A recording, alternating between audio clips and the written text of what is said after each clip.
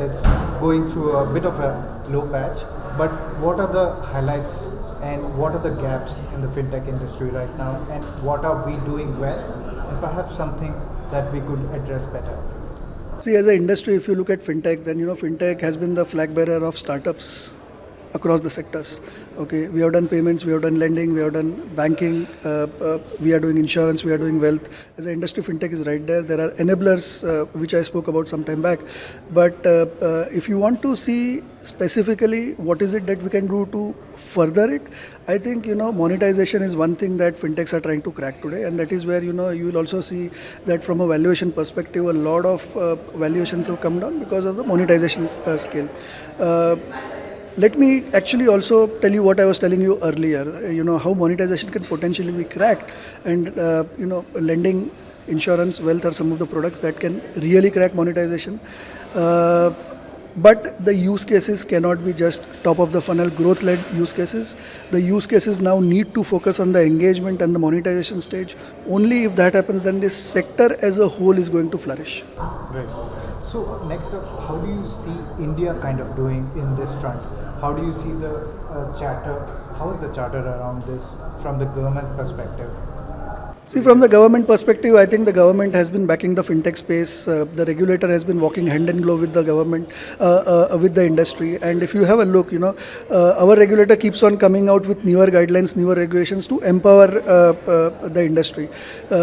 Within Bangalore itself, we have the Reserve Bank Innovation Hub, which is actually a sandbox for fintechs to come and test. NPCI is there, which is keeping on launching new products. Okay, it's the biggest enabler that India can have. Look at the way UPI has scaled. Look at the innovations happening on UPI. We have credit on UPI coming in. We have offline UPI. Under 200 rupee payments can be done completely offline without internet, without a PIN. Okay, so these are some of the innovations are only possible because of government policies. So what is the potential for fintech in the coming year with the funding kind of slowed down? Would you say that there are still a lot of investors looking for fintech innovation? Investors are looking at fintechs who have cracked the monetization. But having said that, let me give you the example of Ayekart and explain you what is niche fintech entities like Ayekart doing. Okay, so we are into the food and agri value chain.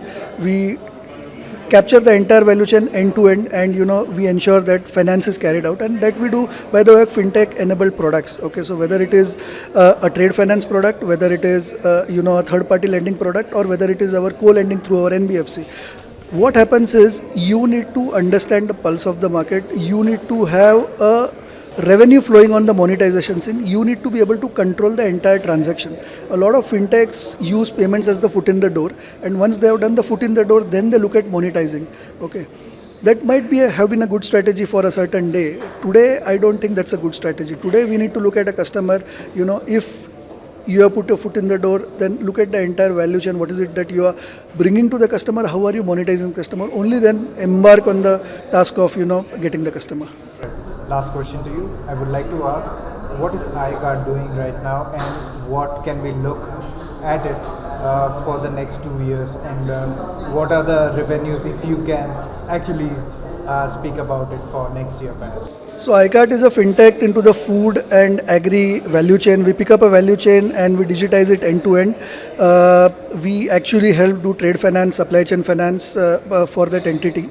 We make sure that we work out that entire transaction, the 30-35 days cycle that is done on our model. Touchwood, we have been profitable for day one. We have disbursed 1,000 crores worth of loans in just 2 years. We have recently acquired an NBFC from a growth perspective. We are in the process of acquiring an insurance broking license firm and a BC. And so we have been operating in a particular space. From a funding perspective, we really don't need funds right now, but we may do a small round just from the perspective of being able to do more business. Okay, because for us money is the capital, and that's how we work in. So thanks for those insights, and thanks for coming to this event, of course. Hope you are having a great time. Indeed. Thank you so much.